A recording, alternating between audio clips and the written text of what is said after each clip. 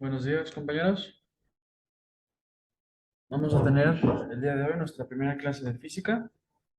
Vamos a hacer un pequeño recordatorio acerca de lo que es la física, cuáles son las magnitudes, cuáles son las fuerzas, qué es una fuerza.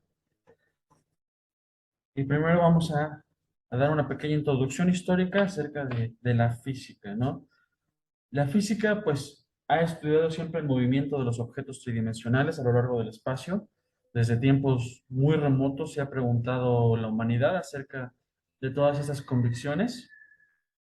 Sin embargo, fue durante el siglo XVI y el siglo XVII que la física recibió un ímpetu muy grande. Uno de los primeros científicos que entendieron esto, pues, fue Galileo Galilei. Él vivió de 1564 a 1624 y mientras se encontraba estudiando en la universidad, él rechazó el llamado conocimiento que se encontraba basado en la poca, si acaso, alguna observación experimental. Objetó la creencia de que la Tierra era el centro del universo. Puso en duda los puntos de vista de Aristóteles sobre la física, especialmente la idea de que los objetos de masa más grande caen más a prisa que los objetos que tienen masa pequeña. Obviamente Galileo fue expulsado de la universidad antes de que pudiera completar sus estudios, pero eso no lo hizo cambiar de idea. Él sabía que solo podía contestar a los críticos, pues mostrándoles pruebas de que no se pudiera negar. Para hacerlo desarrolló un método sistemático de observación y análisis. Con todo cuidado midió el camino por el cual unas pequeñas esferas rodaban hacia abajo en rampas completamente lisas y registró sus observaciones. Los análisis de estos datos mostraron que todos los objetos caen con la misma rapidez y esto es completamente independiente de la masa que tenga el objeto. Galileo también estudió otros movimientos, encontró que todos los movimientos siguen un grupo de leyes. Ahora llamamos a ese grupo de leyes la física o cinemática, o las leyes físicas de la cinemática. Observó el cielo con un telescopio, confirmando la teoría de Copérnico de que la Tierra se mueve alrededor del Sol. Ese descubrimiento, pues, obviamente no estaba de acuerdo con las creencias religiosas de esos tiempos y, pues, como consecuencia, Galileo se enfrentó a la Inquisición y por eso se mantuvo como prisionero el resto de su vida. La única razón por la cual a Galileo le perdonaron la vida fue porque él era amigo del Papa de ese tiempo y eso hizo que pues no fuera ejecutado durante la Inquisición. Ahora, gracias a Galileo, el método de estudiar los fenómenos naturales se conoce como el método científico. Vamos a hacer un pequeño apunte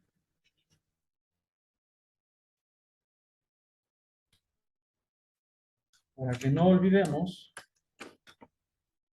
que sigue el método científico propuesto por Galileo Galilei.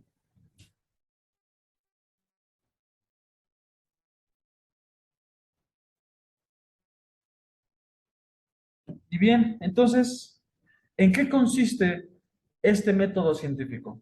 El método científico consiste en la observación de un fenómeno, en entender este fenómeno, plantear una hipótesis, realizar experimentos, registrar los resultados de esos experimentos y finalmente dar conclusiones para saber si tu hipótesis es correcta o es incorrecta.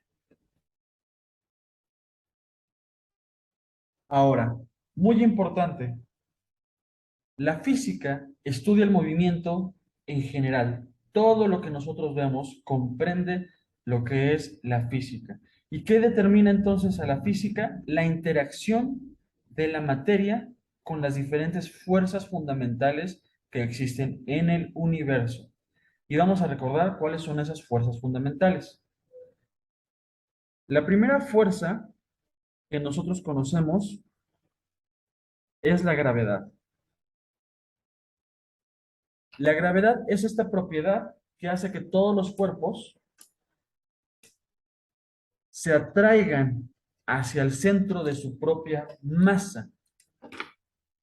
Esta es una fuerza de atracción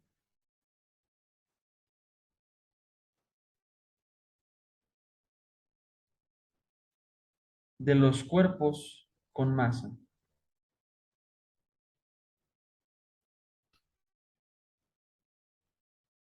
Muy bien. Sin embargo, ¿qué dirían ustedes si yo les dijera que la gravedad como tal no es una fuerza? Quizás ustedes podrían pensar que yo estoy mal, que yo estoy loco y que qué rayos estoy haciendo dando clases de física. Sin embargo, esta conclusión fue a la misma que la que han llegado muchísimos científicos a lo largo de nuestra historia y se han dado cuenta de algo muy importante, que la gravedad es una consecuencia de nuestro espacio-tiempo, dado que gravedad significa básicamente caer. Todos los objetos están cayendo. ¿Hacia dónde cae esta pluma? Cuando yo la suelto, cae hacia abajo. ¿Y qué es lo que se encuentra hacia abajo? Se encuentra mi escritorio. Más abajo se encuentra el suelo. Y más abajo de él se encuentra el centro de la Tierra. Entonces nosotros estamos constantemente cayendo hacia el centro de la Tierra. ¿Y por qué digo que estamos constantemente cayendo? ¿Qué pasaría si en este momento desaparece mi escritorio y 1 kilómetro hacia abajo de él? Yo voy a caer hacia el centro de la Tierra hasta que me encuentre con un objeto sólido que detenga mi movimiento. Y de esta manera, toda la gravedad se determina porque está cayendo constantemente en los objetos.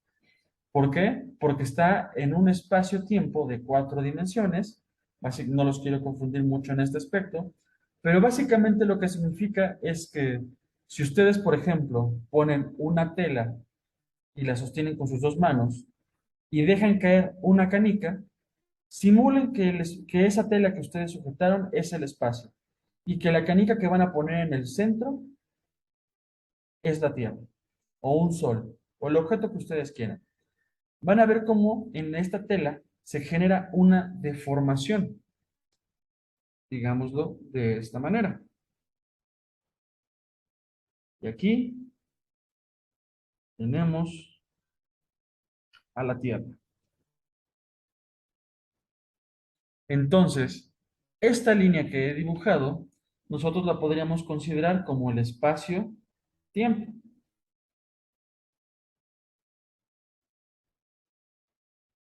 Ahora, ¿por qué dije que estamos hablando de un espacio de 4 dimensiones? Recordemos que en el espacio tenemos 3 dimensiones,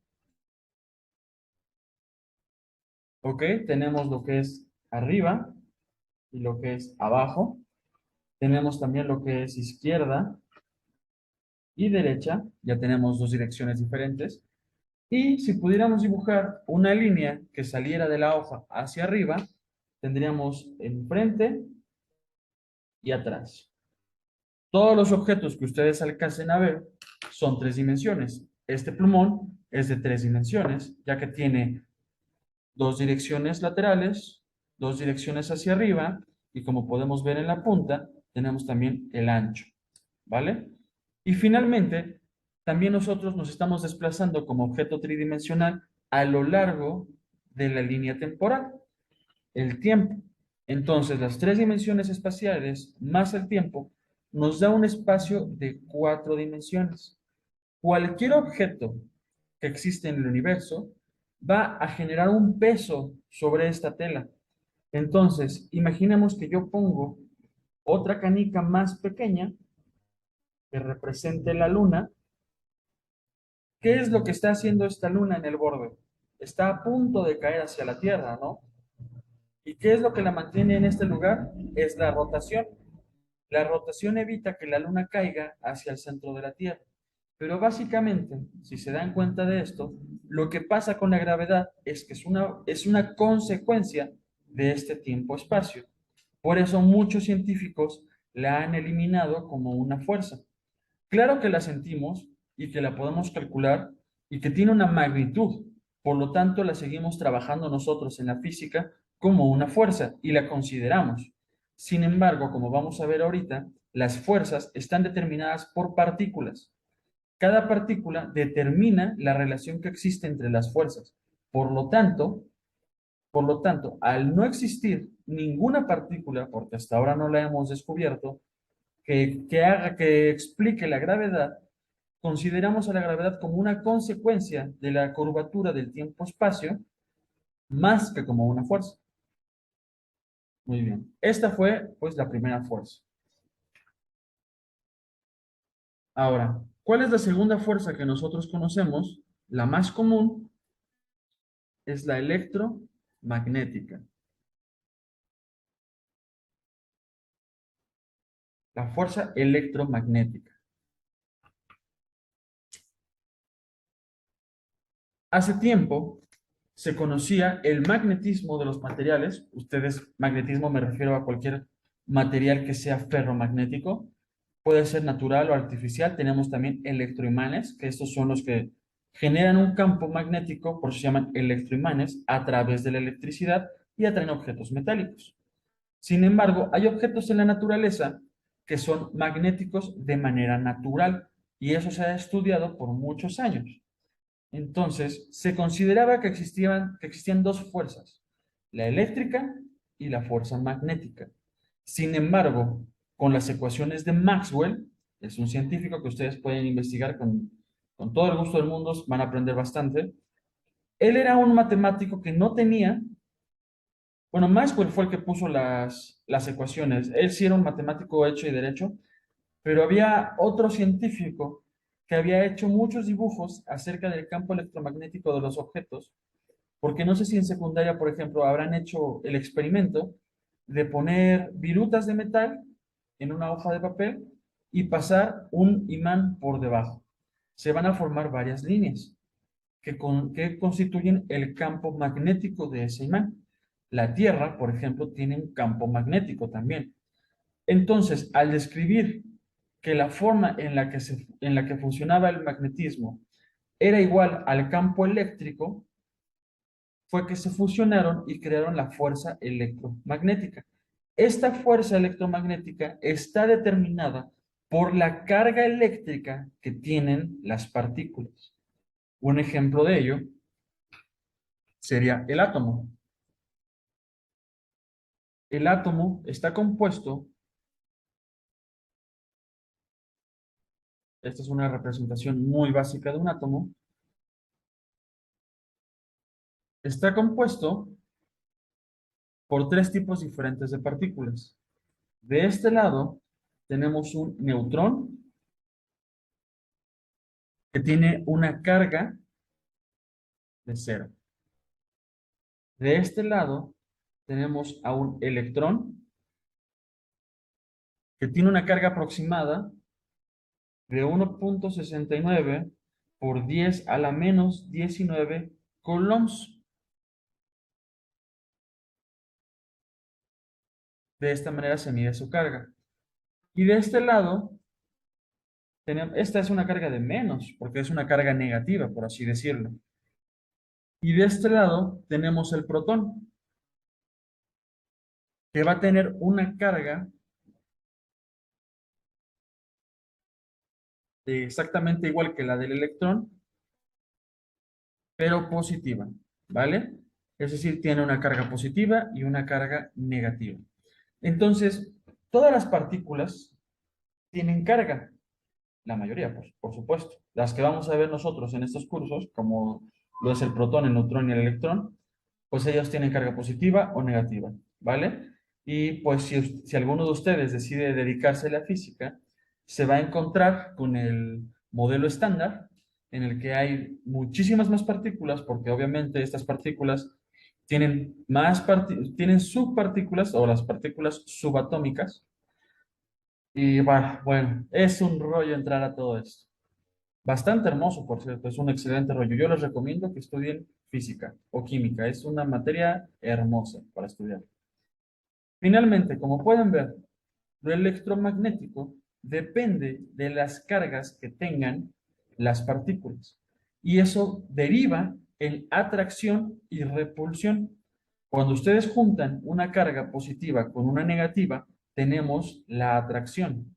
Sin embargo, si ustedes han jugado con imanes y tratan de unir dos imanes por el mismo polo, se van a dar cuenta de que se repelen. Cargas opuestas se atraen, cargas iguales se repelen. Esa es la fuerza electromagnética. Y también tenemos otras dos fuerzas más, que es la nuclear, la fuerza nuclear fuerte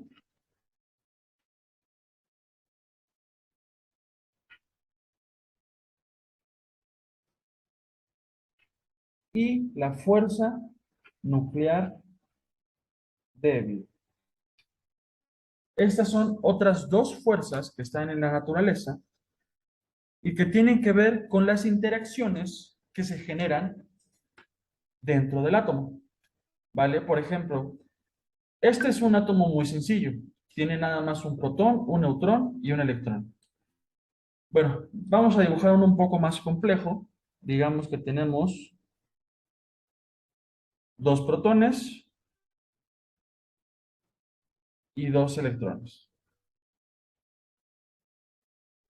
Y un neutrón. Básicamente sería el átomo de helio. ¿Ok? Ahora, si de este lado tenemos dos cargas iguales, que son las cargas de los protones, y ya vimos que son las cargas positivas, y justamente yo les había dicho que en el fenómeno electromagnético cargas iguales se repelen, ¿por qué en el núcleo de un átomo las cargas positivas se concentran en el centro sin repelerse? Bien, eso está determinado por la fuerza nuclear fuerte. Y las interacciones que tienen que ver con la desintegración de los protones en un neutrón y en un electrón, porque pasa que los átomos no siempre se quedan de esta manera. Existe un fenómeno que se llama radiación, en el que se descomponen los átomos de un compuesto y derivan en un elemento completamente diferente. Esa radiación y esa forma de descomposición del protón tiene que ver con la fuerza nuclear débil. Son interacciones que los físicos han estudiado en años recientes y que nos ha ayudado a determinar las fuerzas fundamentales de la naturaleza. Si ustedes gustan que les explique con mayor cuidado la fuerza nuclear fuerte y la fuerza nuclear débil, mándenme un mensaje para que les prepare un video y con todo el gusto del mundo lo haré. Entonces, ya conocemos las cuatro fuerzas fundamentales. La gravedad, que ya vimos que no es como tal una fuerza, pero la vamos a considerar como una fuerza para fines prácticos. El electromagnetismo, la fuerza nuclear fuerte y la fuerza nuclear débil. Cuatro fuerzas fundamentales. Muy bien. Entonces, ¿de qué sirven conocer estas fuerzas fundamentales? ¿De qué nos sirve la física? Vamos a hablar del objetivo primordial.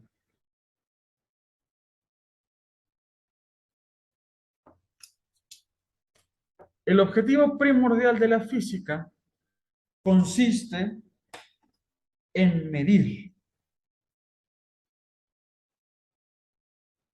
y lo vamos a dejar únicamente en esta palabra, medir. ¿Y qué es lo que significa y qué es lo que va a medir? Vamos a medir magnitudes. Muy bien. Ahora, recuérdenme, ¿qué es una magnitud? Una magnitud es cualquier propiedad que posee un cuerpo y que puede ser medida. Y finalmente, entonces, ¿qué es medir una magnitud? Medir una magnitud es comparar su valor con otro de referencia. Vamos a anotarlo. Comparar su valor con otro de referencia.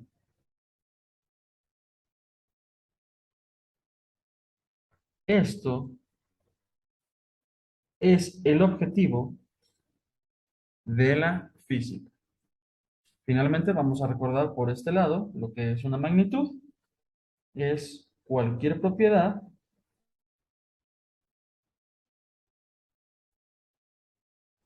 que pueda ser medida.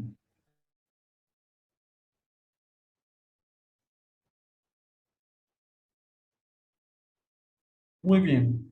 Y yo sé lo que estarán pensando. Bueno, absolutamente no me acaba de decir nada.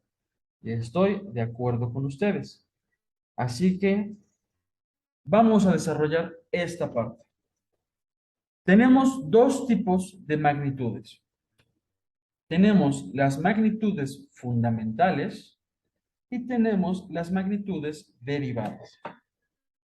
Vamos a recordar cuáles son las magnitudes fundamentales.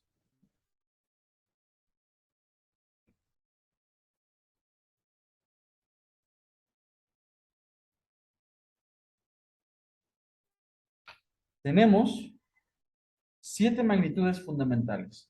¿Ok?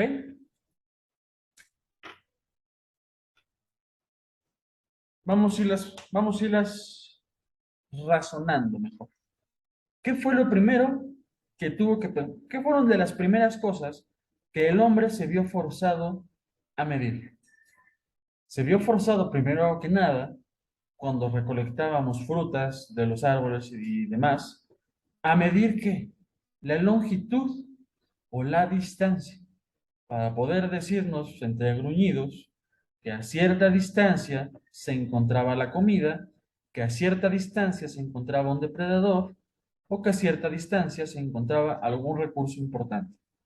¿Vale? La primera necesidad está en medir la distancia. Longitud o distancia. Bien, entonces ahora, cuando el ser humano empezó a tener pues un poquito más de raciocinio y empezó a juntarse entre sí, lo siguiente que necesitaba era medir, era medir aquello que iba a consumir, ¿no? Por ejemplo, cuánto de carne necesito para vivir, cuánto de fruta necesito para comer. Pues si yo te doy tanto de carne, ¿cuánto me vas a dar tú de fruta? O si yo te doy tanto de cereal, ¿cuánto me vas a dar tú? Pues de algún recurso que necesito, ¿no? Agua, animales, lo que sea. Lo siguiente que medimos fue la masa.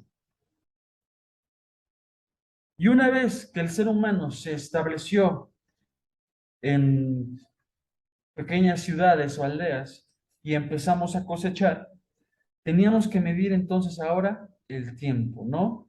¿Cuál era el tiempo de cosecha? ¿Cómo dividíamos el día? ¿Cómo dividíamos el trabajo? ¿Cuánto tiempo nos llevaría llegar de un lugar a otro? Etcétera, etcétera, etcétera. Lo siguiente que se midió fue el tiempo. Después, con el aumento de la ciencia, nos dimos cuenta que es fundamental medir la temperatura. Siguiente, la intensidad de la corriente.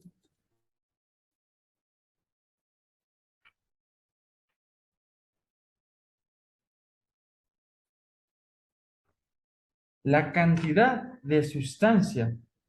Una vez que empezamos, esto fue cuando empezamos a desarrollar la corriente eléctrica, esto fue cuando empezamos a desarrollar la química, la cantidad de sustancia, muy importante para la química. Y finalmente, la luminosidad, ya que todos los objetos desprenden fotones, pues es importante medir la luminosidad. Bien, entonces vamos a recordar en qué se miden las unidades fundamentales, porque es importante siempre tener un valor de referencia. Acuérdense lo que acabamos de decir. Medir una magnitud es comparar cualquier magnitud con un valor de referencia. Entonces, para la masa, nosotros, su unidad básica, esta es la magnitud, vamos a irlo separando en una tablita, vamos a formar una tablita para que no se nos pase, su unidad, y vamos a agregarle también el símbolo con el que se representa. Tengo acá mi magnitud, mi unidad y mi símbolo. Muy bien. La masa, ¿en qué la medimos? Cuando ustedes van a la tienda y piden jamón o piden verdura o lo que quieran, les dicen, ¿me das un kilo de esto? ¿Me das un kilo de aquello? Pensaríamos que es el kilogramo, ¿no? Pero no. Acuérdense que kilo es un sufijo que significa mil. Entonces, mil veces ¿qué? El gramo. Kilogramo significa mil veces el gramo o 1000 gramos. Eso significa kilogramo. Entonces, por lo tanto, la unidad fundamental es el gramo. Muy bien. Y el símbolo del gramo se representa con la letra G. La siguiente es la longitud. Y en el sistema internacional de medidas, nosotros vamos a medir lo mismo que nosotros estamos incorporados al sistema internacional de medidas. De hecho, el sistema de medidas inglesa, porque acuérdense que ellos miden en pies y en onzas y todo eso, ya ni siquiera los ingleses lo usan. Nada más se quedó en Estados Unidos. ¿Por qué? Pues porque quieren ser especiales. Ellos miden la longitud en yardas o millas, pero nosotros toda la vida lo hemos medido en metros. Su unidad fundamental, el metro, y se representa con la letra M. Ahora, el tiempo.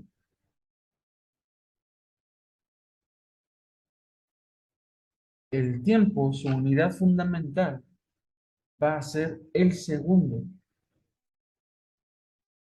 Y ahorita vamos a platicar un poco más a fondo de qué representa todo esto, porque no fue de manera arbitraria. Esto no está puesto de manera arbitraria. Hay una razón para todo. Y ahorita lo vamos a platicar un poco. Como brevario cultural, quiero recordarles que voy a estarles preparando más videos cortos. Tenemos 2 clases programadas de física. Sin embargo, voy a tomar la primera clase para explicar física y la segunda para explicar química, ya que en nuestro temario estamos hablando de físico-química. Vamos a hablar un poquito por separado de cada una de estas. Y para que ustedes tengan un poquito más de conocimiento, les voy a preparar videos cortos con este tipo de formato y se los voy a estar subiendo a la página de YouTube, a nuestro canal de YouTube. No les he subido la clase de matemáticas, dado que el formato no me permite, no es compatible con el canal de YouTube, en el formato que lo grabé. Entonces necesito cambiar el formato y una vez que esté listo, ya lo mandé a editar y todo, lo subiremos, ¿vale? De igual manera estaremos subiendo todas las clases y como siempre, ustedes saben que pueden contactarme en cualquier momento, pues para explicarles cualquier inquietud que ustedes tengan. No se queden nada más con lo que vemos en la clase. Siempre busquen más. Hay muchísimos cursos en internet que ustedes pueden estar checando constantemente y yo siempre estaré atento a cualquiera de sus dudas, pues para ayudarles a resolver. Muy bien. El segundo, su símbolo, pues es la letra S, es la limitante. Estas son las 3 principales que nosotros vamos a manejar en nuestro curso de física. Sin embargo, pues vamos a recordar las demás. Tenemos la corriente. Esta se va a medir en amperios y se representan con una letra A mayúscula. Tenemos la temperatura,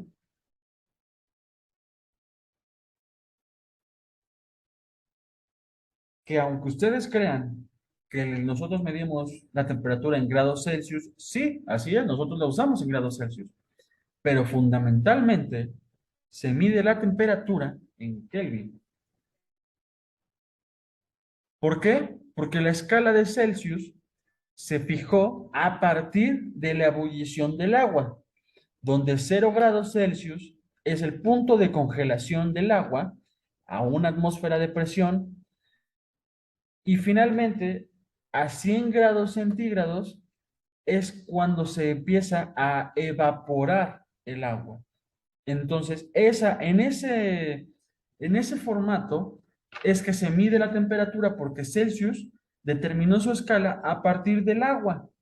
Sin embargo, como ustedes lo sabrán, hay temperaturas mucho más bajas que la temperatura de fusión del agua. Tenemos, por ejemplo, las temperaturas del Ártico, que son -50, -70 grados centígrados. Es una cosa impresionante. Sin embargo, Kelvin fue el primero en determinar la temperatura más baja que se puede alcanzar en este universo, a la cual puede existir la materia. Porque ustedes tienen que recordar que la temperatura lo que mide es el grado en el que las moléculas se mueven. ¿Ok? En un líquido, las moléculas se van moviendo y es el rozamiento que existe entre estas moléculas lo que produce la temperatura. Chocan y cuando choca una molécula con otra, generan energía y salen despedidas.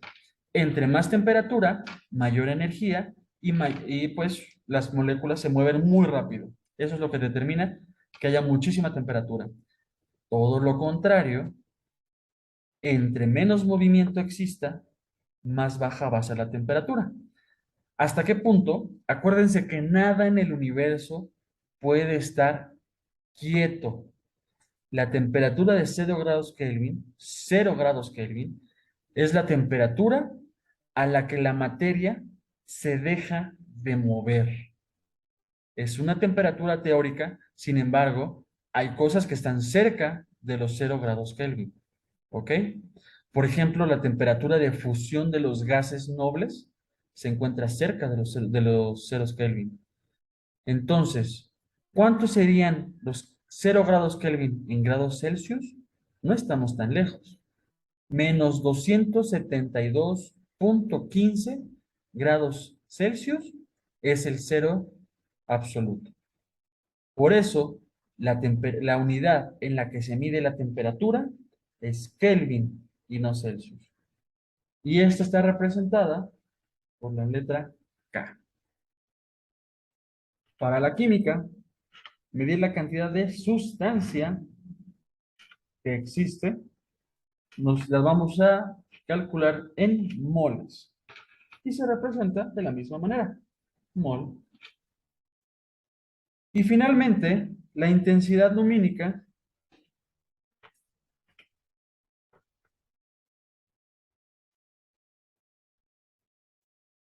se va a medir en algo que quizás ustedes nunca hayan escuchado, que es la candela. Se quedó de esta manera porque de manera histórica, ¿con qué hemos iluminado nuestras casas desde tiempos inmemoriales? Con candiles, con velas. Entonces, candela fue la unidad que se escogió para medir la intensidad lumínica. Probablemente también ustedes hayan escuchado lumens. También se refiere a una transformación de la candela que mide pues la luminosidad y de ahí se deriva la palabra lumen, que es justamente eso, lumínico. Bien, nunca se han preguntado, vamos a hablar un poquito acerca de las unidades fundamentales. ¿Por qué? Porque a mí me encanta el brevario histórico. Entonces, este brevario histórico nos permite comprender cómo fue que llegamos a medir todo esto. Hablemos primero del tiempo. ¿Alguna vez ustedes se han preguntado por qué si nosotros contamos del 0 al 9, es decir, tenemos un sistema decimal, por qué se miden las horas de 1 a 12? Bueno, esto pasa porque los primeros relojes fueron hechos a partir del sol. ¿Y qué dibuja el sol si nosotros ponemos un palito? ¿Qué figura me va a dibujar la sombra del sol? Me va a dibujar un arco desde el momento en el que sale hasta el momento en el que se oculta. Y este arco tiene la propiedad de ser un medio círculo. He dibujado un círculo muy feo, pero bueno, ustedes imaginen que es un círculo bonito. Entonces, si yo divido este círculo en dos partes y esas los divido en estos dos, ya tengo cuatro partes del círculo. Ahora, estas cuatro partes, como ya tenemos cuatro partes, si yo divido exactamente a la mitad, pues tendría 8 partes. Sí, está muy bien, pero no me alcanza del régimen para medir en ese tiempo, porque antes no se contaba con los dedos.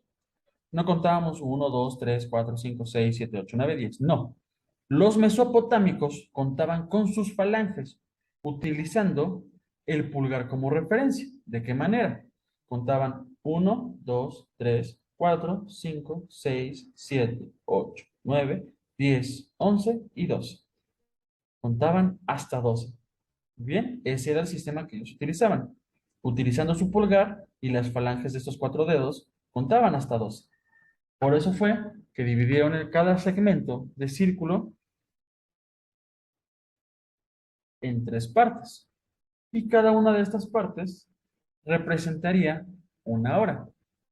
Entonces, estaríamos dividiendo el círculo en 12 partes, que representaría pues las 12 horas de día, y finalmente el día contiene dos ciclos que serían 24 horas. ¿Ok? Muy bien. De esta manera fue en la que se dividió las horas en 12, el círculo en 12 partes para medir estas horas. Porque si nosotros dividiéramos el día o el reloj en 10, tendríamos que utilizar fracciones. Tendríamos que utilizar fracciones para saber las horas. Y de esta manera, dividiéndola en 12, nos permite conocer, pues todo, permite conocer las horas de una manera más exacta. Ahora, ¿por qué una hora se divide en 60 minutos? Muy bien, esto pasa porque 60 es múltiplo de 12. Si tú multiplicas 12 por 5, vas a obtener 60. Por esto se dividió la hora en 60 partes pequeñas, que es el minuto. Y entre más aumentaba nuestra necesidad de contar tiempos más pequeños, pues dividimos el minuto en otras 60 partes, que es el segundo. Entonces, la palabra segundo proviene del latín sequir.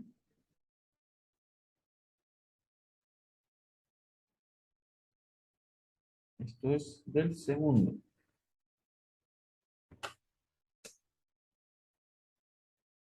Esto es latín y significa seguir. ¿Vale? De ahí significa, de ahí es como nosotros determinamos qué significa segundo. Ahora, el término minuto. El minuto también proviene del latín minuta y este significa parte pequeña. Parte pequeña de una hora.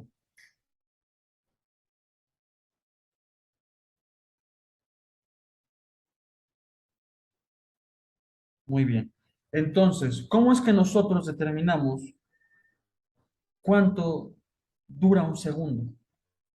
Muy bien. Mientras fueron aumentando todo lo que es, pues, la parte más exacta de la medición, fuimos dándole diferentes duraciones al segundo, cada vez más exactas. Por ejemplo, antes se solía definir a un segundo como uno entre aproximadamente unos 30 millones de partes de la duración de un año. Si divides un año entre 300 y algo millones, obtienes lo que es el segundo. Así fue como se empezó a determinar lo que era un segundo. Sin embargo, esto fue aproximadamente a finales a mediados de 1700, finales de 1800. Después de eso, en 1867, se midió el segundo de una manera con base en la degradación de un átomo para saber cuánto debería durar un segundo. Y finalmente, actualmente, el Sistema Internacional de Medidas define el segundo, y ahorita les voy a leer la definición, como 9 millones, más bien, vamos a ponerlo completo. El segundo es la duración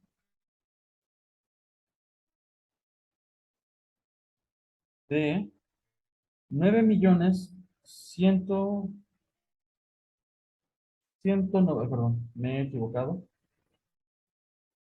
Es, sí, 9.192.631, perdón, 9.192.631.770 oscilaciones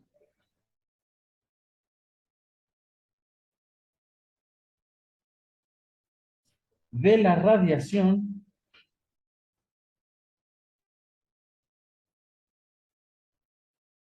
entre bueno, dos niveles hiperfinos de un átomo, pero eso no se los voy a explicar en este momento porque sería confundirlos más.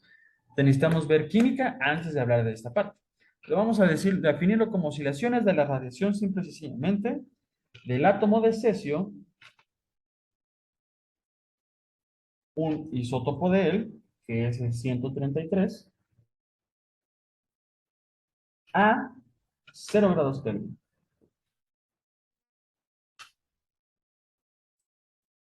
Entonces, ¿qué es la oscilación? Pues, si nosotros medimos la frecuencia en el plano cartesiano, como lo vimos la semana pasada, esto sería una oscilación.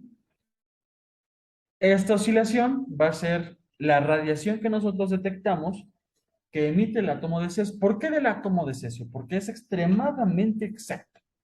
La frecuencia en la que oscila este átomo es exacta. Entonces, de esta manera obtenemos los relojes atómicos, que son los relojes más exactos, porque cuando nosotros utilizamos, hay relojes que, por ejemplo, ustedes pueden ver que dice quartz, su reloj. Si dice su reloj quartz, significa que está utilizando cuarzo, ¿ok? Porque el cuarzo emite radiación. Esa radiación que emite el cuarzo la detecta su reloj y es lo que va a hacer que que genere los conteos necesarios para determinar la duración de un segundo. ¿Ok? Por muchos años se utilizó el cuarzo para determinar las radiaciones que emitía y finalmente la duración de un segundo. Sin embargo, el reloj de cuarzo se retrasaba un segundo cada aproximadamente 20.000 años, por así decirlo. Y dirás, vaya, un segundo cada 20.000 años, pues oye, estamos hablando de que es muy poco, ¿no? O sea, muy, muy poco. Pero con los relojes atómicos perderíamos un segundo aproximadamente cada vez que se repita la edad del universo, es decir, 13.000 millones de años, o sea, una barbaridad de tiempo. Por eso, medir el tiempo en base a la radiación del átomo de cesio nos permite calcular el tiempo de una manera infinitamente exacta, o sea, muy, muy, muy exacta. Es lo más exacto que podemos medir con nuestra tecnología actual. ¿Por qué es tan importante medir el tiempo a una escala tan pequeñita? Bueno, la física ha evolucionado muchísimo a lo largo de los años y ahorita estamos hablando, no sé si ustedes han escuchado el término de física cuántica. El cuánto es la parte más pequeña en la que se puede medir lo que sea. Entonces, entre más avanza la ciencia y, por ejemplo, muy bien, esa es la razón por la cual nosotros medimos hasta las escalas más pequeñas. Perfecto. Esa fue una pequeña introducción de el segundo. Y la que más me interesa también, pues es la de la longitud, ¿vale? Y ahorita platicamos un poco de la masa. Bien, la longitud, pues es un concepto métrico definible para entidades geométricas, es decir, cualquier entidad que tenga una forma geométrica puede ser definida o no definida. Por ejemplo, esta es una figura geométrica que es un rectángulo. Una figura geométrica, pues vagamente definida sería, por ejemplo, este plumón, que pues sí, sí se pueden medir sus dimensiones geométricas, sin embargo, pues es un poco más difícil porque tiene una figura irregular, por así decirlo. Muy bien. La primera referencia histórica de una medida estándar fue el pie. el pie se relaciona con la civilización sumeria.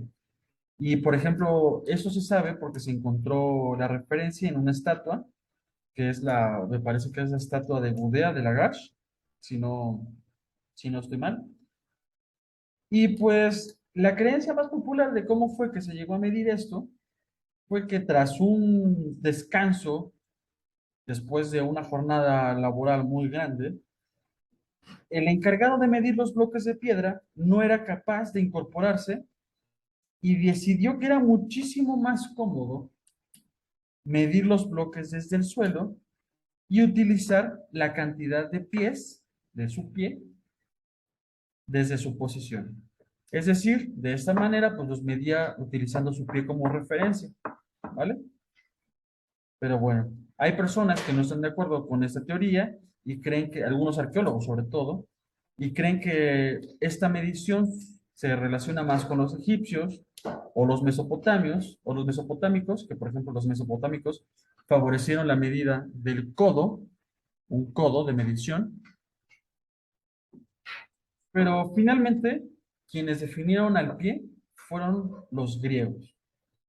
¿Vale? Los griegos romanos fueron los que utilizaron el pie para medir y como ya les dije que se utilizaba el cuerpo como referencia de medida, dividieron al pie en ¿qué? Pulgadas.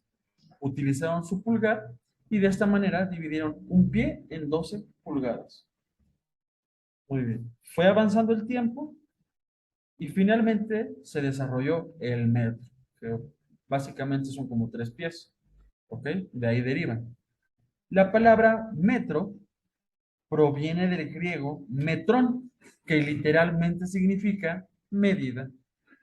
Y de ahí pasó al francés como metré y finalmente su utilización, pues en el sentido más moderno, proviene a cambiar la palabra al metro católico, que es la medida universal, propuesta por John Wilkins, me parece que fue el primero en proponerlo, más o menos en el año de 1660 a 1670.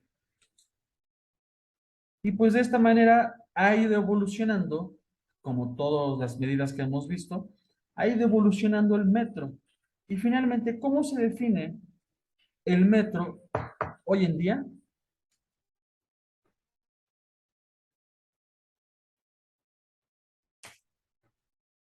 El metro hoy en día se define como el trayecto recorrido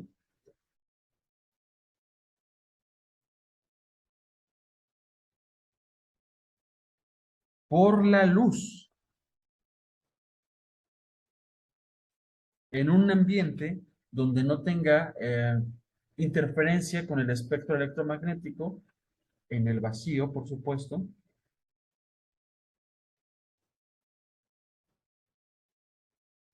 en un intervalo de tiempo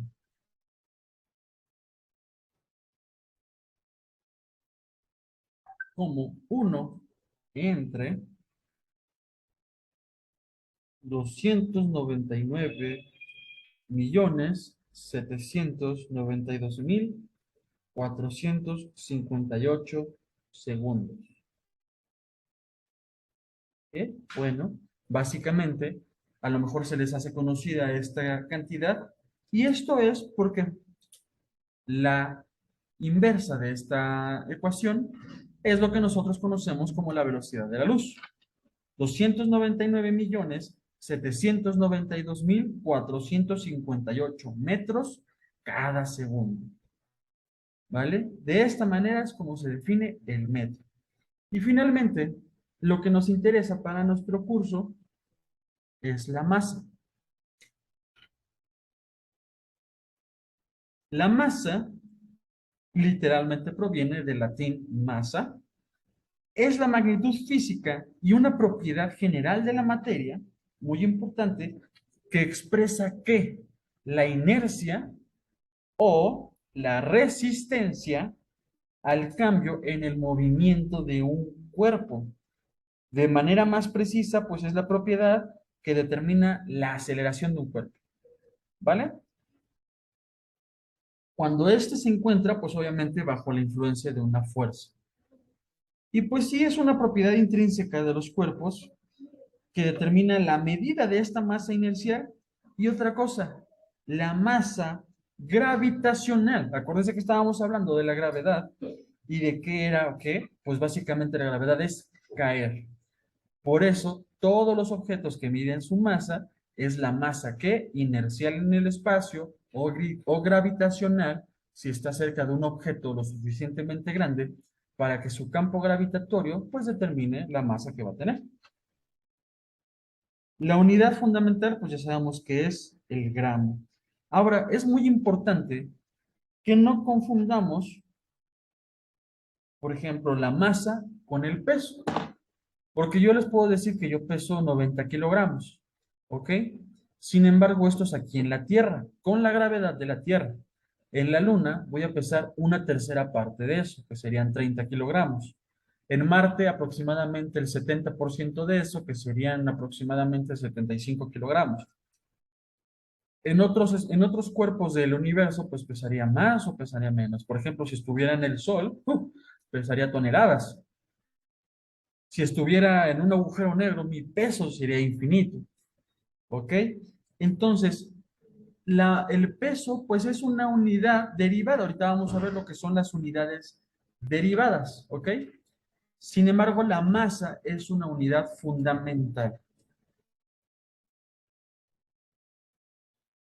Entonces, pues, bueno, definir exactamente lo que es un gramo o un kilogramo, pues sí es un poquito más complicado. De hecho, es una de las unidades fundamentales más difíciles de definir. La definición, perdón, que se entiende a día de hoy es como se utiliza la constante de Planck para definirlo y es 6,626 más o menos por 10 a la 34 julios por segundo. Julio es una unidad de medida de energía, segundo pues es una unidad de tiempo y utilizando como referencia pues la constante de Planck. ¿Vale? Pues sí, como les digo, es un poquito difícil de entender. Entonces, ¿cómo sabemos cuánto pesa un kilogramo? Bueno, básicamente el Sistema Internacional de Medidas ha trabajado mucho en este aspecto y se han utilizado pesos de referencia de acuerdo a la cantidad de sustancia que existe de un objeto. Hoy en día, el peso que se utiliza de referencia es un pedazo de metal, me parece que es, no estoy seguro si es platino, pero es el peso estándar.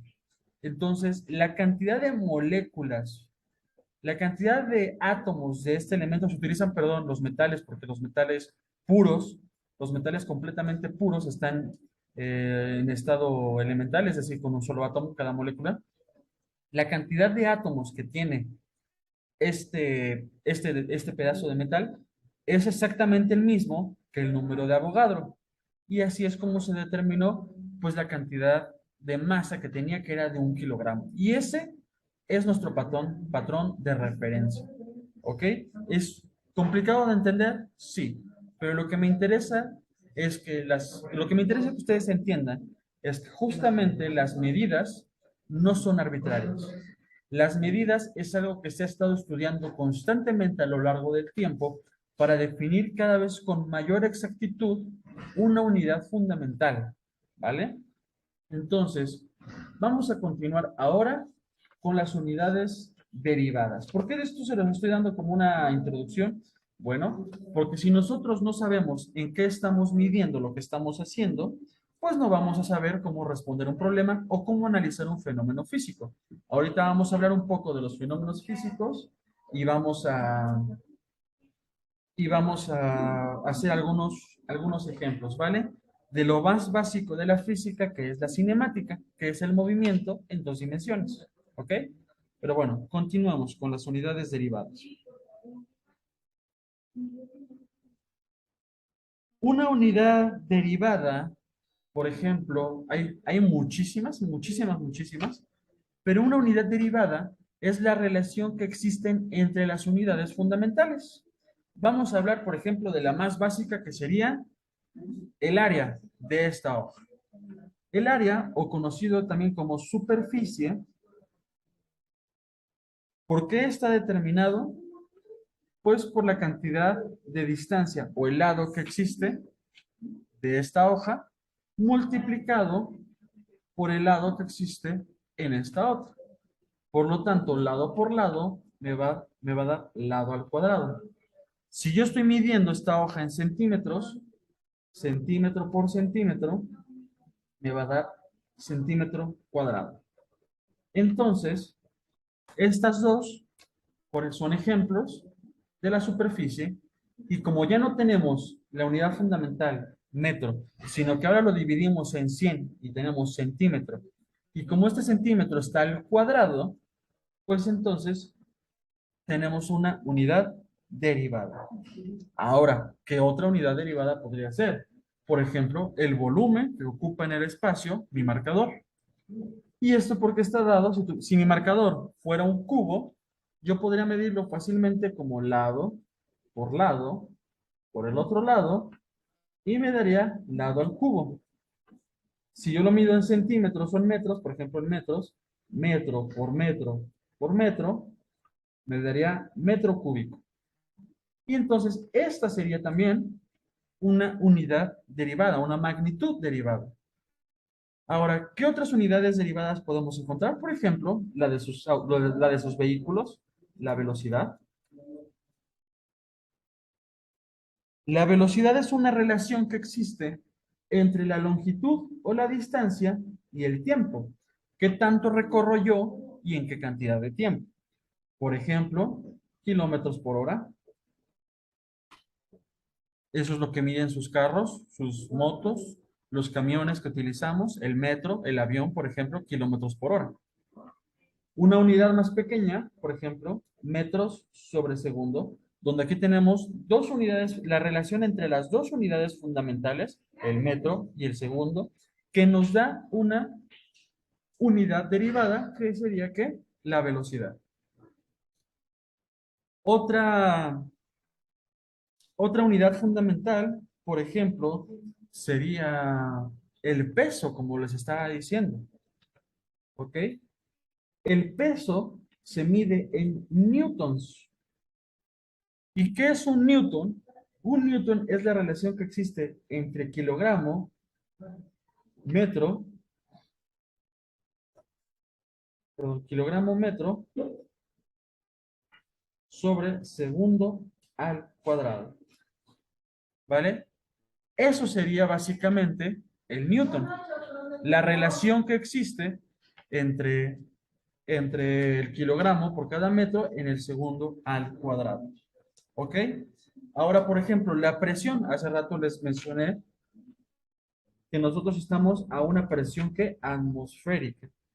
Y la presión es la relación que existe entre una fuerza medida en newtons dividida en el tiempo, por ejemplo.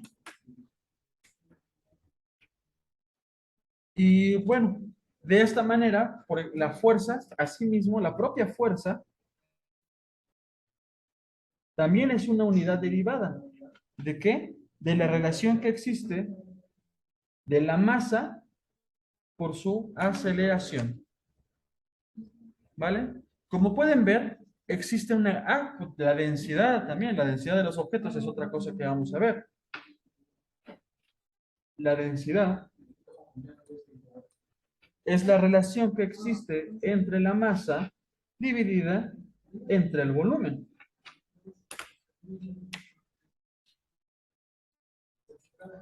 Esos son algunos ejemplos de qué? De magnitudes derivadas.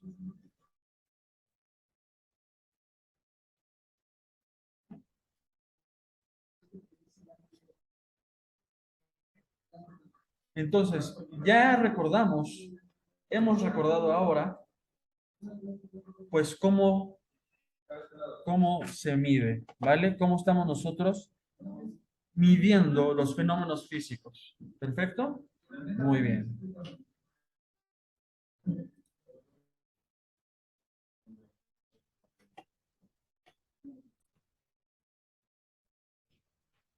Entonces, ahora vamos a empezar con el análisis de fenómenos físicos.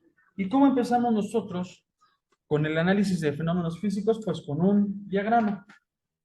Por ejemplo, vamos a hacer el diagrama de un vehículo que se está moviendo.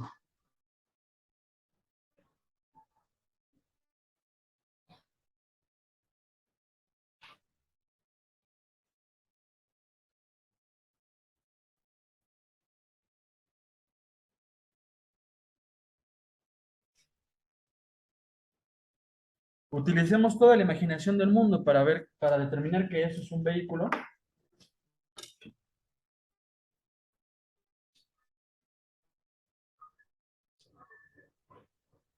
que va sobre una carretera.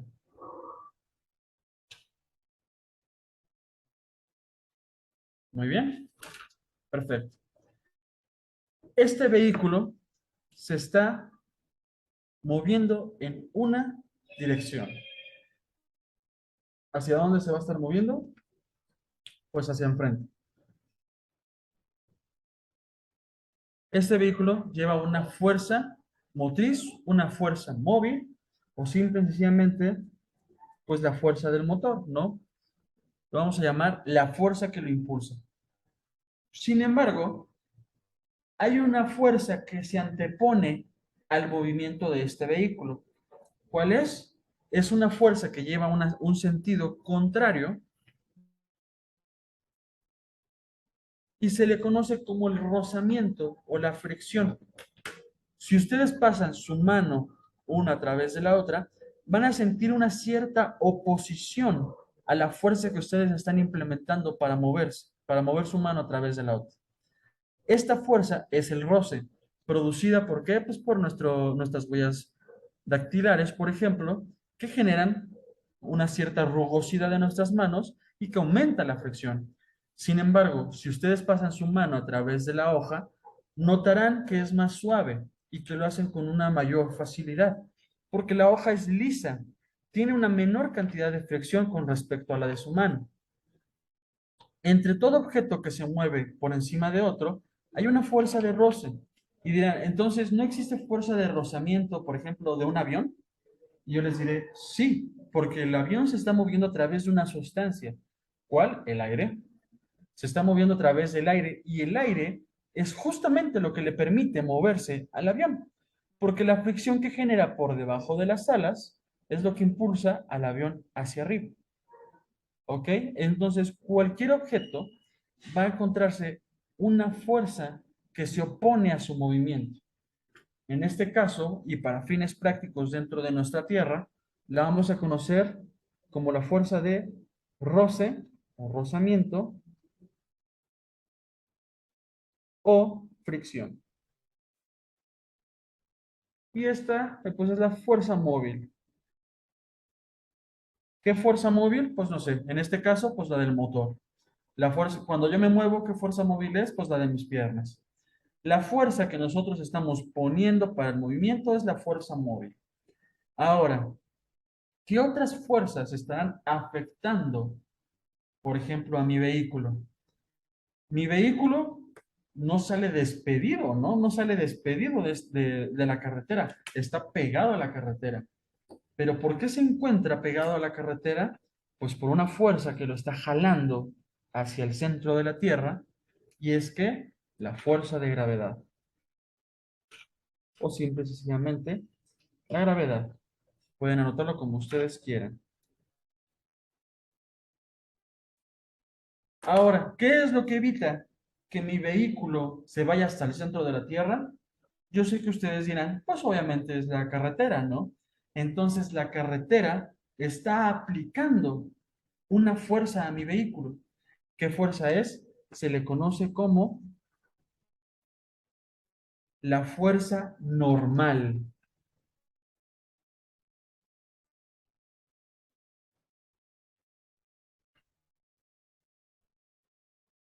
Y es lo que sostiene a un objeto de descender hasta el centro de cualquier cuerpo con masa que ejerza un campo gravitacional lo suficientemente fuerte.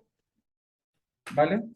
Por ejemplo, no sé si han visto en Padre de Familia, que es muy gordito el padre de familia, y le avientan una manzana y la manzana empieza a girar alrededor de él, ¿no? Le dicen, estás tan gordo que tienes un campo gravitacional. Bueno, si todos los objetos tienen masa y toda la masa pues genera un campo gravitacional, ¿por qué eso no pasa en la vida diaria? Pues porque estamos en la Tierra. Nuestro campo gravitacional, el de la Tierra, es tan fuerte que el campo gravitacional que generamos cada uno de nosotros es miserable en comparación, ¿vale? Por eso no pasan esas cosas graciosas que en la caricatura. Sin embargo, pues todos los objetos sí tienen su propio campo gravitacional. Pero bueno, como es tan pequeño, es despreciable. Y por eso nada más consideramos el de la gravedad, el de la Tierra, que está determinada por la aceleración que tiene la caída de nuestros cuerpos hacia la Tierra. ¿Qué aceleración es? Es la de 9,8 y eso es muy importante. La medida en la que nosotros determinamos la aceleración es metros sobre segundo al cuadrado. ¿Ok? Esa es la aceleración. Perfecto. Entonces, lo que nosotros acabamos de hacer es un diagrama de fuerzas que se representa con un plano cartesiano.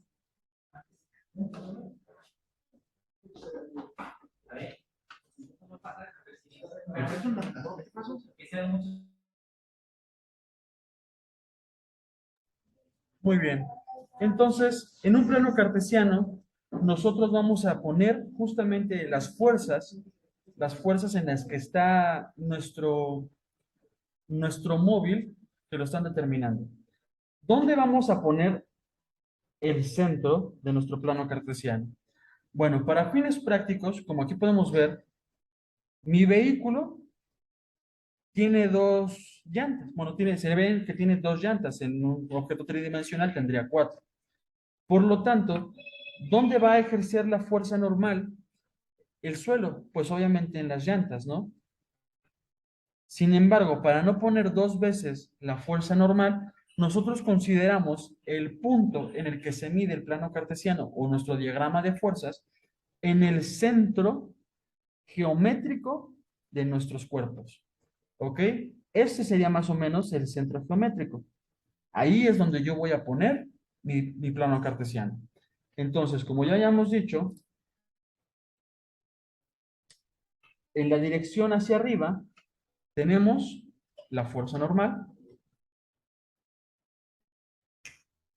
hacia la derecha y lo positivo, muy importante, recuerden el plano cartesiano que tiene ejes positivos y negativos, tenemos la fuerza móvil, o sencillamente la fuerza, hacia abajo vamos a tener la gravedad y hacia atrás, en contraposición del movimiento de mi móvil, tenemos el rozamiento, también esta puede ser como conocida como la fuerza de rozamiento, y hacia abajo, pues ya habíamos dicho que la gravedad.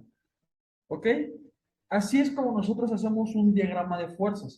Y es importantísimo hacer nuestros diagramas de fuerza para que nosotros podamos calcular cualquier magnitud física de nuestro fenómeno físico que estemos estudiando. Así que, ¿qué les parece si empezamos con algunos problemas? Bien, vamos a hacer un ejercicio de cinemática. A ver, vamos a proponer. Digamos que, esto va a ser nuestro ejercicio uno.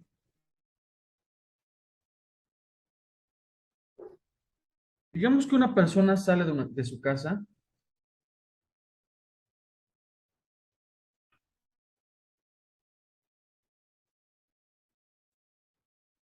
y esta persona se le antojó pues un cafecito con pan, ahorita que está haciendo frío. Entonces va a ir a una panadería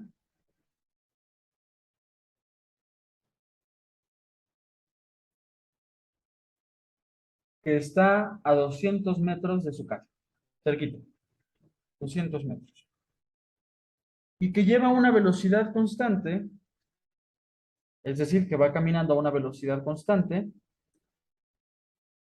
de 1,4 metros, ¿no? 1,4 metros sobre segundo. Entonces llega a la panadería y va a estar en lo que lo atienden, pues va a tardar aproximadamente un par de minutos. Permanece 2 minutos y después regresa. Y como ya tiene muchas ganas de comerse su pan, va a regresar un poquito más rápido, ¿no? ¿Qué les parece? 1.8 metros sobre segundo. ¿Ok? Digamos que a esa velocidad es a la que regresa. Perfecto. Entonces, ¿qué podríamos calcular? Podríamos calcular su velocidad media.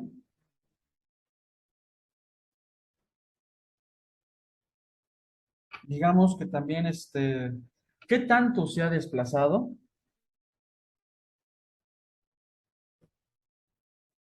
¿Ok?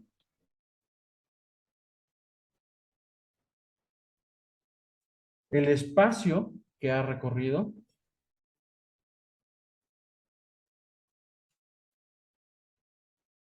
Digamos que esto podría ser lo que nos pregunten, ¿vale? Ya que esto, pues, sería lo básico que ustedes verían a lo largo de un curso de física, lo que les podría preguntar acerca de cinemática. Entonces, vamos a analizar el problema. Tenemos aquí a una persona que quiere recorrer una distancia hasta una panadería. ¿Ok? La distancia que recorre para llegar a esa panadería es de 200 metros. Y la velocidad con la que va hacia la panadería, yo siempre hago un diagramita para no olvidar nada, es lo que me permite analizar mejor el fenómeno físico. La velocidad de ida o la velocidad 1, porque es la primera velocidad que él tiene, es de 1.4 metros sobre segundo. Y después él va a caminar de regreso. Se va a mover en la dirección contraria hasta su casa, un poquito más rápido, que sería su velocidad 2, de 1.8 metros sobre segundo. ¿Ok? Esto es básicamente lo que nos dice el problema. En la panadería, el tiempo que está en espera, pero vamos a poner tiempo de espera, es de 2 minutos. Perfecto, y estos serían todos los datos de mi problema, ¿no? Está a 200 metros, tiene una velocidad con la que sale, una velocidad con la que regresa y permanece en la panadería 2 minutos. Entonces, primero, ¿cómo calcularía yo una velocidad media?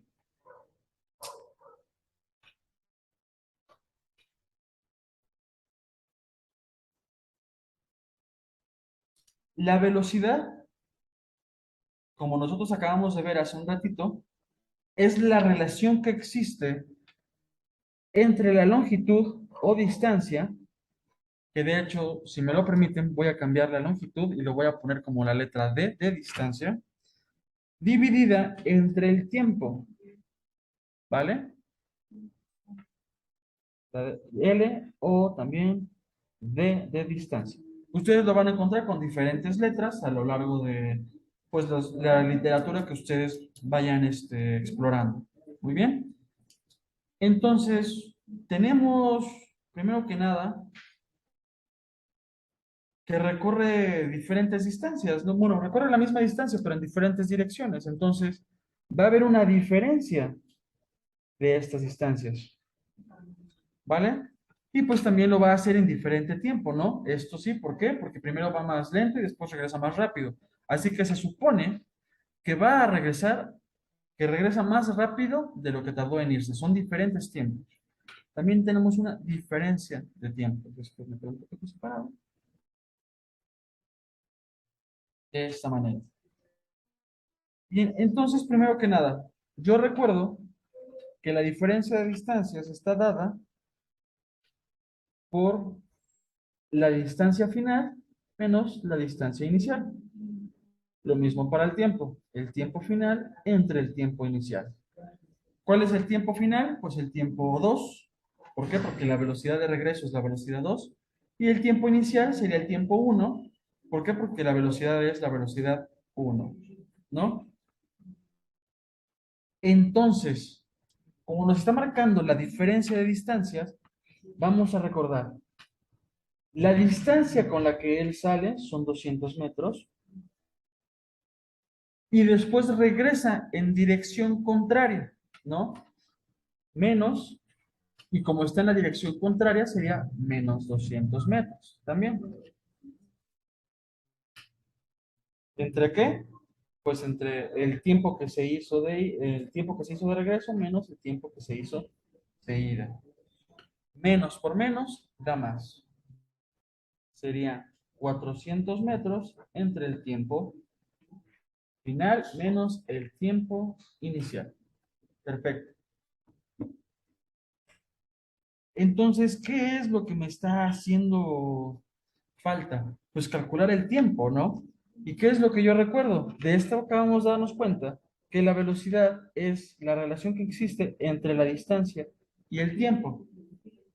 ¿Qué me hace falta? Saber el tiempo. Muy bien. Entonces, ¿conozco la velocidad? Sí. ¿Conozco la distancia que hay? Pues sí, ¿no? Pues yo puedo calcular el tiempo inicial y el tiempo final. ¿Por qué? Pues porque tengo una velocidad inicial y una velocidad final. Haciendo el despeje, me queda que el tiempo es igual a la relación que existe entre la distancia dividida entre la velocidad. ¿Ok? Si ustedes hacen el despeje, eso van a encontrar.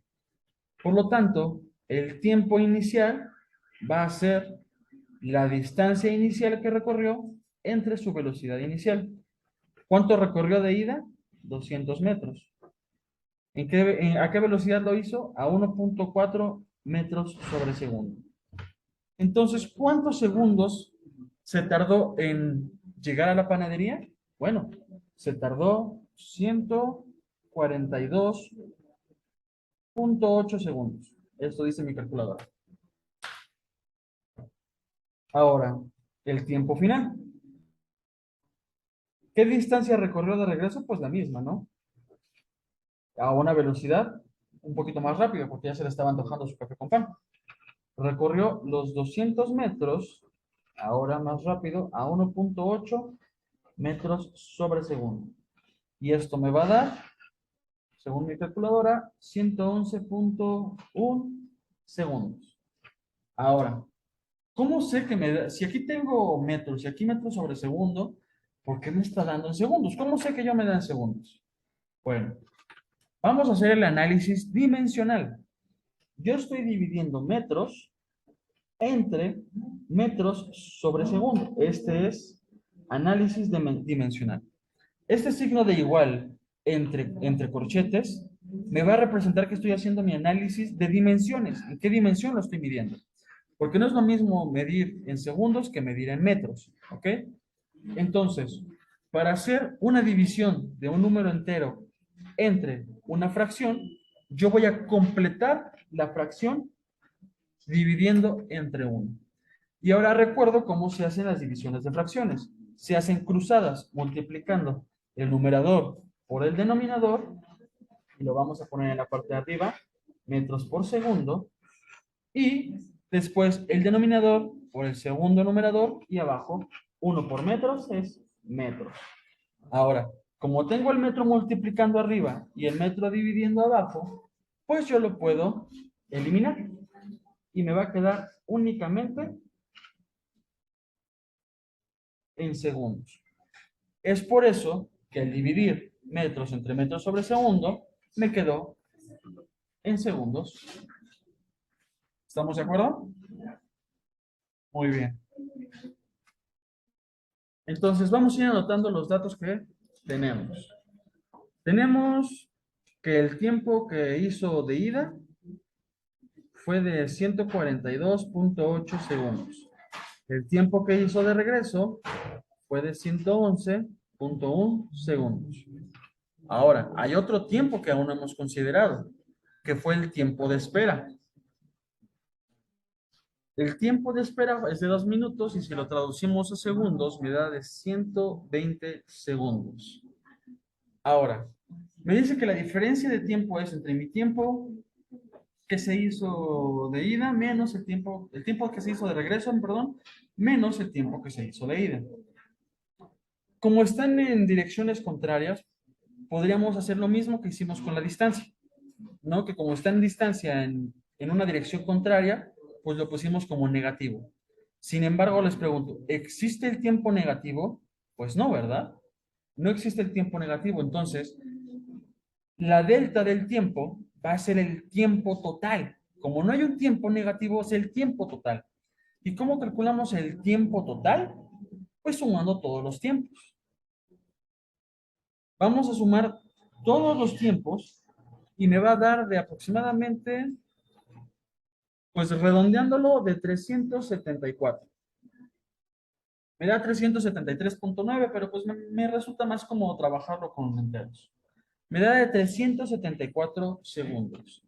Si tienen dudas de por qué lo sumé, pueden comunicarse conmigo. Pero la razón es que obviamente no existe un tiempo negativo. El reloj jamás va hacia atrás, siempre va hacia adelante. Se analiza como negativo o positivo de acuerdo al tipo de fenómeno que estamos analizando. Pero en ese tiempo, como el chavo fue a la panadería y no viajó en el tiempo, pues consideramos que todos los tiempos se tienen que sumar. ¿Ok? Entonces, perfecto. Ya podemos calcular, entonces, nuestra velocidad media. La velocidad media, ya vimos que el espacio recorrido fue de 400 metros y los recorrió en 374 segundos. ¿Ok? 142 de ida, 111 de regreso y 120 que se quedó sin moverse. Se considera todos. Perfecto. ¿Y esto de cuánto me va a dar? Pues esto me va a dar de 1.07 metros sobre segundo.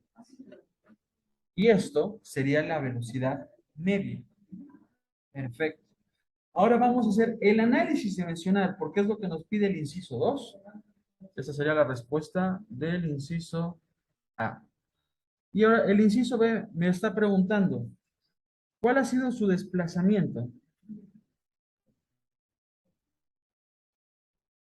En el desplazamiento vamos a tomar en cuenta la posición original.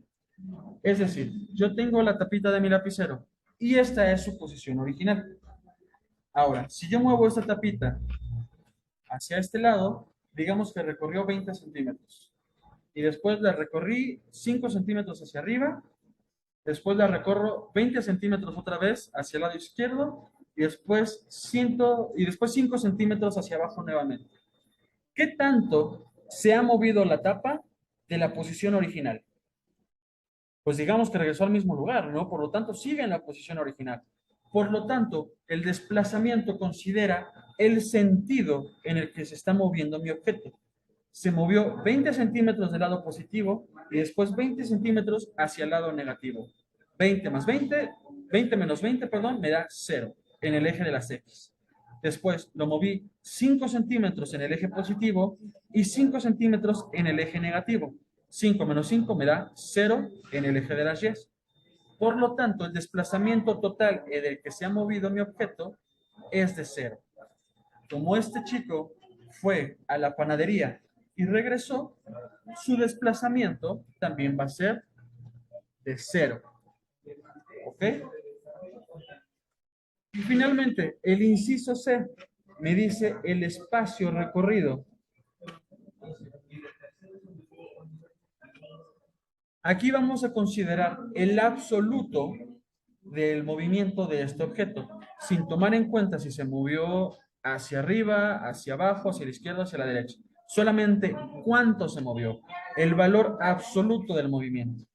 Entonces, como recorrió 200 metros de ida y después recorrió 200 metros de regreso, es decir, valor absoluto, positivo y positivo, el resultado es que el espacio que él recorrió fue un total de 400 metros. Muy bien, y estas serían las respuestas de nuestro problema. Perfecto. Entonces, ya sabemos lo que es una magnitud, ya sabemos determinar en qué espacio se está moviendo esta fuerza, cómo decir si es una fuerza positiva o una fuerza negativa, cómo calcular la velocidad de un objeto y ya entendimos un poco de lo que es la fuerza también. Perfecto. Esto va a ser todo por el día de hoy. Voy a subir la clase al canal de YouTube y no vamos a dejar únicamente este problema. Vamos a analizar muchos otros problemas y voy a estar subiendo un video pequeño de cada uno de ellos a lo largo de esta semana para dar por concluido pues lo que es la física.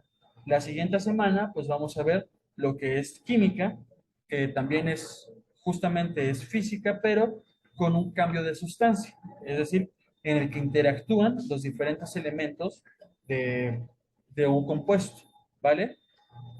Muchas gracias por haber estado el día de hoy en clase. Nos veremos pronto y estoy al pendiente de cualquier duda o comentario que tengan. Con todo gusto los puedo atender. Nos vemos pronto.